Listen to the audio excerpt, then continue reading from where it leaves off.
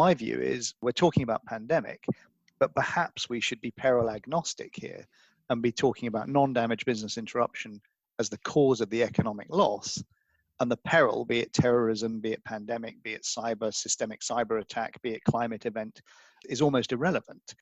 Welcome to the Voice of Insurance. I'm Mark Gagan. We live in incredibly uncertain times, and it's at times like this that we value clarity above all else.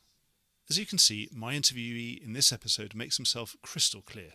The voice you've just heard is Julian Enoizi, the CEO of the UK's government-backed terrorism insurance mutual, peril-agnostic.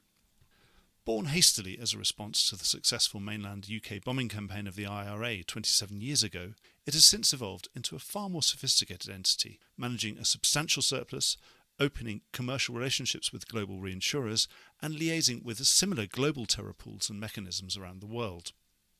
In recent years, it has immeasurably improved its modelling and underwriting capabilities, and also developed new covers in the form of non-damage business interruption. Julian has in the past made no secret about wanting to broaden the scope of peril-agnostic to new perils such as cyber, and made it clear he would have preferred UK flood to have also come under his remit. In this chat, he sets out his vision clearly and succinctly. I commend the next 20 minutes to you. Before we get started, just a quick reminder that advertising slots are available here and in other places in the Voice of Insurance podcasts. Podcasting is the fastest growing medium and attracts a high quality audience of key decision makers. It's also an intimate medium, where you, the listener, are right in the room with me and the interview subjects. Needless to say, that means it's a great way of getting your message out directly to an audience, because you know you've got their full attention. It's also very cost effective. So get in touch with Mark at thevoiceofinsurance.com to find out how you could be speaking directly to the industry. Julian, well, thanks so much for sparing the time. First thing to clear up, there's something that's been in the news in the UK over the last couple of weeks, was a suggestion that maybe that peril-agnostic surplus might be used to compensate deserving UK insureds who've got some uninsured losses. What do you got to say to that? I suppose the first thing, Mark, is I don't think I've ever been as popular as I am now. £6.5 billion tends to make you pretty popular, and you'll have seen the same articles that I've seen about the Nightlife Association asking the Chancellor to give all of the money to it. And obviously the industry is in a challenging time with everything that's going on, and the fact that this is going to be, in all likelihood, one of the largest losses of all time. And the economic loss is going to dwarf the insured loss. And so clearly the industry will look at lots of different ways. And you've seen Lloyd's is doing something. I think the ABI is launching a fund. And it's absolutely right that we look at whether it contributes in some way, because the cohort of policyholders are the same policyholders that, were this to have been a terrorist event, would have been suffering. It just so happens that this is not a terrorism event. But should we be doing something is something that we as a board of directors will doubtless consider. So do you think maybe there should be something ex gratia that the industry should have got together to sort of ward off some of this? It seems to me that the industry seems to have lost somehow the early PR battle with the plaintiff lawyers at the moment. And do you think the industry perhaps could have been a bit more on the front foot with something? I mean, that's a very different question to what peril-agnostic should be doing, because obviously peril-agnostic's raison d'etre is to have built up a fund of money to pay for future terrorism losses. And you can't say, however big that fund is, that it's ever big enough, because of course, while £6.5 billion and then add on top of that the reinsurance and the ILS sounds like a lot of money, we know from our modelling that actually you could have a much bigger loss. But to your specific question about the industry, well, look, I mean, I think there's no question that in the early days, we as an industry did look a little bit, left-footed or two-footed, I should say, in our response. I think there was perhaps a lack of empathy. I think perhaps we didn't do some of the things that I would have liked to have at least offered, which is that had this been a terrorist event, we would have had a claim-paying mechanism that would have allowed enormous amounts of liquidity to flow through the insurance market into the pockets of small businesses very, very quickly. The fact that it was a pandemic event, I believe perhaps we should have offered our mechanism to the government as a paying agency mechanism. We didn't, and that ship has sailed. But in terms of, should we be making ex gratia payments? I think that's, as you know, that's fraught with difficulty. And you're seeing what's happening in the States with retrospective legislation to make insurers pay. These are really difficult things to do because they create precedent for future events. And I think what I would like to see come out of this is us as an industry being much more innovative and creative in the products that we offer, because the world of insurance is changing and we need to evolve to be offering products that respond to the kinds of events that the world is going to see going forward, which are going to be very different to what we've seen in the past. So if I press you for sort of straight answers to that first question, is it hands off my $6 billion? Because that money is terrorism money. It's not really, obviously it wasn't collected for pandemic. I think it's a question of how you characterize it. So clearly, it's not a secret that there is a discussion going on amongst 95% of the UK P&C industry, which are members of Pool Re, and about whether or not Pool Re as an entity should release some of those funds to pay, and I wouldn't describe it as ex gratia payments, I would describe it as, let's say, a charitable relief fund to small businesses whose policies did not respond. Let's describe it that way. No decision's been taken on that. And the reason no decision's been taken on that is because it's an incredibly complicated issue. The industry is one stakeholder, the government is another stakeholder, and those funds are earmarked for a particular purpose. And therefore, the decision that needs to be reached, which you're pressing me on, hasn't yet been reached. Let's get into sort of the big picture about pandemic disease risk. Do you think a public-private solution like the one that you're running is the only way of dealing with such a thing? That's a really complicated question. The answer to the question of whether there needs to be some kind of public-private solution, or at least some kind of backstop, let's say, or let's start from the other end of the telescope. Can the industry deal with pandemic on its own? I think that is clearly no, and you're seeing a market failure like the one that occurred in 2001 after 9/11, or the one that occurred in 1993 after the Baltic Exchange. You're seeing it happen because insurers and reinsurers are excluding pandemic. In fact, they're going beyond pandemic to human communicable disease in their policy wordings. Therefore, you have to ask yourself the question, if you're a small business and you go to a bank for a loan and the bank insists that you have the right insurance cover in place, how do we ensure that non-damage business interruption cover, because that's really what we're talking about, non-damage business interruption cover is available to those businesses? And my view is we're talking about pandemic, but perhaps we should be peril-agnostic here and be talking about non-damage business interruption as the cause of the economic loss, and the peril, be it terrorism, be it pandemic, be it systemic cyber attack, be it climate event, is almost irrelevant. And because of the size of the loss and what you're seeing with that globally interconnected world that we now have, is that of course it has to have some kind of government guarantee behind it. And then you get into the question of, well, is that a levy system like you see traditionally in places like France and Spain, or is that a public-private solution like you see in the UK and America traditionally? For example, if you pushed included pandemic coverage, non-damage business interruption arising from pandemic into Pool Re, would you see that would that be a properly diversifying peril? I hadn't thought of it that way, to be honest, Mark, in many respects, because of course, for me, my job in a sense is to ensure the resilience of the British economy. In a sense, I'm not here to make a profit other than to generate a profit, to generate reserves that pay for future losses. So I hadn't thought of it necessarily in that way from Pool Re's perspective. What I would say is that Pool Re is a pretty good model for dealing with tail risk event. And therefore, if you were looking at this in the future, why would you start from a blank sheet of paper as opposed to a model that is pretty well regarded around the world? And could you therefore achieve some diversification in your reinsurance purchasing? Possibly. It would depend on the design of the scheme. And I'm not going to sit here and say to you it has to be Pool Re, because there are clearly going to be other ideas that are going to be mooted and they should all receive the proper attention. But in a structure that you've already got, why wouldn't you create an overarching structure that manages risk? That, let's face it, the government has got these on its balance sheet. It produced a document the day of the budget called the government as insurer of last resort. It knows it's the insurer of last resort for many, many different perils, not just pandemic. The insurance industry has got to match itself to the risk that the government now sees that it has, and try and optimally share that risk and put as much of it into the private market as possible and leave only the tail with the government. And that's the challenge we're faced with. Well, I want to ask you about how you see the nature of pandemic. I would say that it is probably more systemic than terrorism, perhaps unless you're looking at the sort of biological, radiological, nuclear part of terrorism. For example, if there was a dirty bomb in central London, one would presume that the effect would probably be worse than a pandemic, because I suppose it would shut central London for as long as it needed to be shut, which could be periods of many years, and there wouldn't be any argument about it.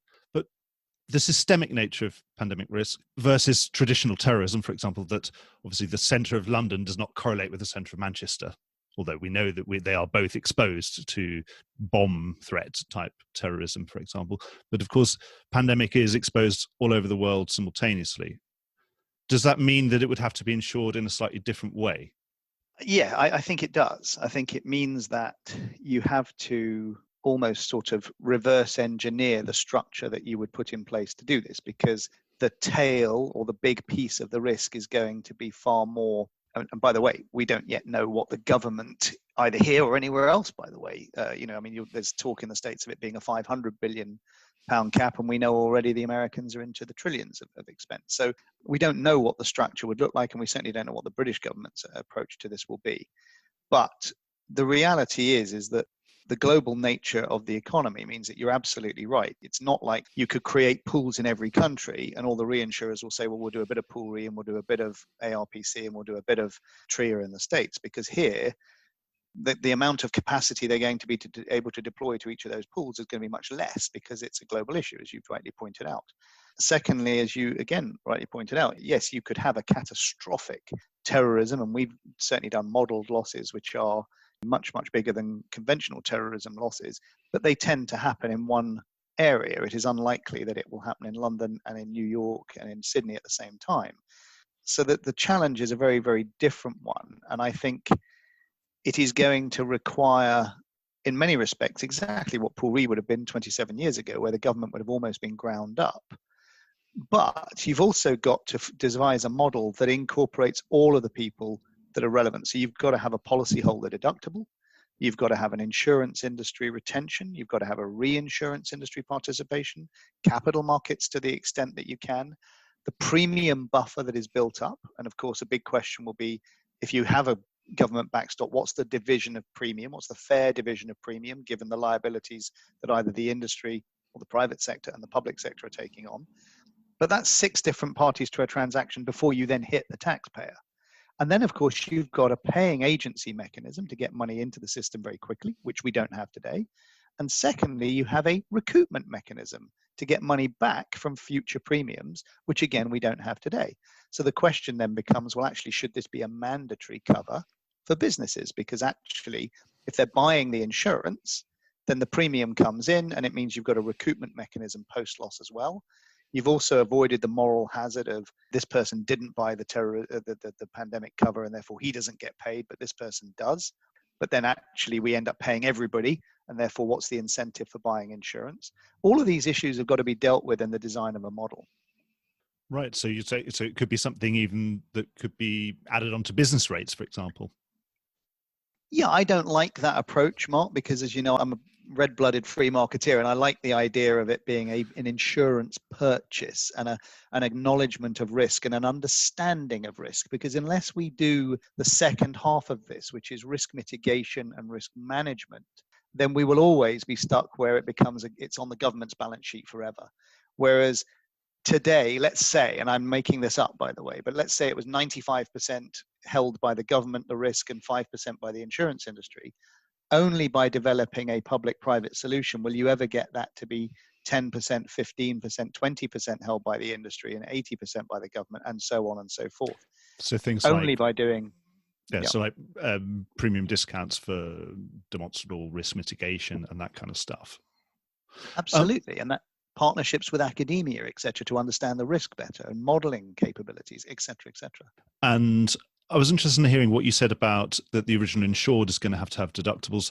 Do you think this is the sort of extreme risk that might require something like co-insurance, maybe 20 or even 30% co-insurance, so that everyone understands that it is always going to be a limited solution? It's going to be a fund that tides you over for a few months at the most.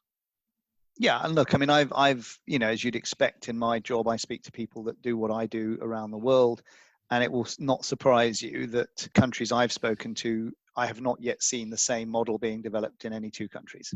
So everybody is looking at different kinds of models, and certainly the co-insurance model that you've just described, the country that is probably furthest ahead at the moment is certainly looking at a co-insurance type model. I was going to ask you also about mitigation. One would presume that a good part of the fund should be used to help maintain expensive, but what most of the time would be seen to be redundant resources, such as stockpiles of personal protective equipment, PPE for medical staff, and respirators, and all the sort of things that we've now discovered that we had a shortage of, and that we probably wished we'd had a nice gleaming stockpile of that was well maintained. Do you think that a pandemic insurance solution should be that part of that some of that fund should be there to help maintain something which when the sun's shining looks like a waste of money, but of course now we know when it's raining it's something you absolutely need, and it's very hard to manufacture quickly? Yeah, I mean, look, the answer to that question is the first thing you've got to do is build the fund up, Mark. And, I always remember people saying to me, well, I'm not sure that we should go with a pre-funded model for terrorism because it takes forever to build the fund up. Well, here we are, we went with a pre-funded model and we now have a fund, and that fund gives us opportunities like the one you referred to earlier about whether we should repatriate some of that to pay for small businesses, for example. That is a choice we have. But another one that we have, and I think you're aware of this, I know we've spoken about it in the past, is that we use some of that fund to invest in risk mitigation. So you're aware of the £10 million investment we made into the Metropolitan Police for an information sharing platform, which I think has huge adaptability for risk mitigation in this area to reduce the liability or the potential liability of insurers and reinsurers. Why wouldn't you do the same in the event that you had built up a fund, because pandemics, touch wood, are not everyday events, that once you've built up a fund, you make certain investments out of your fund. I always hesitate to call it excess reserves, because it's not excess reserves, it's a surplus that is designed for future losses. But if you can genuinely mitigate the loss by, in this case, reducing deaths or slowing the progress of a pandemic by having invested in personal protective equipment, then why wouldn't you do that? The corollary, of course, Mark, is you want to make sure that you're not spending money on things that the government should be spending money itself. You want to be adding to risk mitigation, not simply supplanting the government's duty to its citizens. You've been very vocal on cyber risk, and interestingly, pandemic seems to, now that everyone's working from home, all the cyber insurers I know have been marketing like crazy to say, look, your exposure's really way up. You need to get cyber insurance to all small and medium-sized businesses. Do you think now that if we're going to be in the business of adding pandemic as a peril, do you think we should take the opportunity to add all viruses, whether they be medical or electronic? Look, as I said earlier, I think we need to be peril-agnostic, because it is very possible that the next thing that happens is a systemic cyber event. And as you know, I've been talking about, as have many other leaders in the industry, about the need for a cyber re. But actually, I've actually gone further than that and talked about the need for a catastrophe re. And I know you have a strong affinity with Spain, and you'll be very familiar with the consortio model. Yep. I think the consortio model is superb. I think the CCR model is superb in France. The problem with them is that they are not private market solutions. And so if you were going to develop a catastrophe re, for want of a better word, that enveloped all of these kind of risks, whether it was climate events in the future or cyber or pandemic or meteor strike, we had a close shave a few weeks ago, Mark, with a meteor. We were distracted by other things. Then to my mind, what you're trying to do, remember what the purpose is. The purpose is the resilience of the economy, continued attraction of inward investment, continued flow of money through the economy, through bank lending, et cetera, et cetera. The only way you do that is insurance that is adequate to meet all of these risks. If we solve one and leave the others unresolved, we will have lost an opportunity. What about the insurance market itself? Do you think, is it fair for insurers and reinsurers to be trying to exclude COVID-19 at next renewals? I'm not sure it's a question of fairness, Mark. I think you and I both know that the quantum involved here dwarfs the size of capital available in the global insurance industry. And so what choice do they really have? You probably, if you were, hindsight is 2020, as somebody told me the other day, we probably should have been excluding this entirely a couple of years ago and adding it in as a go-forward purchase. You could have bought pandemic insurance, as I understand it, from a Marsh and Munich Re product, and I don't think a single one was sold. And yet people that were giving it away are now saying, well, obviously, we didn't mean to be giving it away. So I think actually it should always been excluded, because we knew that if this happened, we wouldn't be able to absorb the losses. Well, obviously, we're in a crisis, and crises are always good differentiation points. Sitting from where you're sitting, how do you think, how are the best insurers and reinsurers differentiating themselves today in today's market, in today's situation? It's a really interesting question. I think for me, the ones that are going to differentiate themselves and come out on top are the ones that are going to adapt the industry and lead the industry forward. We have a reputation, we have an image, which is one of 350-year-old industry that is populated largely by white middle-aged men, which I'm unfortunately one. But actually, we have an opportunity now to do something really, really different. And that isn't just in the product. I'll come to that in a second. But I read the other day that Lloyd's was looking to open its doors again as quickly as possible. Why? We have an opportunity to adopt our model. We have an opportunity to be, everybody's saying, well, we're far away from the customer if we're not able to interact with the customer. Why? Of course we can interact with the customer. The customer is in exactly the same position that we are. On the insurance side, I believe that what we have got to do, if we are to remain relevant, we have got to demonstrate that the products that we sell match the needs of businesses. Businesses now know exactly what their problem is. And the difference between this loss or this crisis and the crisis that formed Pool Re 27 years ago is that 27 years ago, the government was worried about the City of London because that was the heart of the economy. Today, City of London, of course, is still the heart of the economy, but the backbone of the economy is small businesses. And what this is showing is that people in financial services in the city are not just carrying on as if nothing had happened because we're all sitting at home with all the technology. If you're a coffee shop owner or a restaurant owner or a nail bar owner, you can't do that. And so we've got to remain relevant to the customer and provide them with products that really respond when the crisis occurs. And that isn't, and you'll have, the drill as well as I do, the shift from tangible to intangible. We talk about it all the time. We haven't developed the product suites to match it. And so to my mind, it's about two things. It's about making sure that we produce a working environment that attracts fantastic talent into the industry. Because if you want to do pandemic, Mark, you're going to need doctors and nurses to come and work in insurance. Just like I have, as you know, ex-military people working for me in Pool Re. If you want to do that, you're going to have to offer them flexible working and an environment that is high tech and digital and et cetera, et cetera. And in the same time, you've got to offer products that the customer really wants to buy, not that you're trying to sell to him. Well, thanks very much, Julian. I think I've come to the end of all my questioning here, and I think it's been a really good discussion. And I just thank you so much for sparing some time. You must be incredibly busy. And good luck with everything. I think I leave this meeting optimistic for the future, that lots of exciting things are happening, and I wish you all the best. Voice of Insurance is produced by me, Mark Gagan. Music was written by Anna Gagan and produced by Carlos Gagan. Check out more podcasts and written comment pieces at www.thevoiceofinsurance.com.